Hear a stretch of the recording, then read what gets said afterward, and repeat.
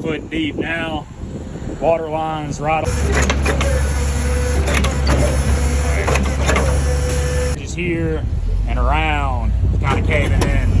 I'll call for another full close to that. We can tie it into that box. Be pretty well off. But just 1 2-inch bolt. About as easy as this one can get. Thanks. Riding that gravy train. Shit looking good. What was that, only like 20 minutes? I don't even know if that guy was. Dig out everything right there just to do this foundation. And as you can see, the ground line down here. Picking up cables. Trench into pretty much tied in here. Just got a backfill. Power this entire pole. Some new video cameras going up on this pole. And I think it all looks good compared to this morning. So all the way up here. And then phase 3 is what we're adding across the street. And then we're all Opticom is.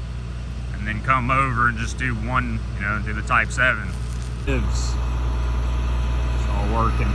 Byron, Mississippi. All in a night's work. It's working like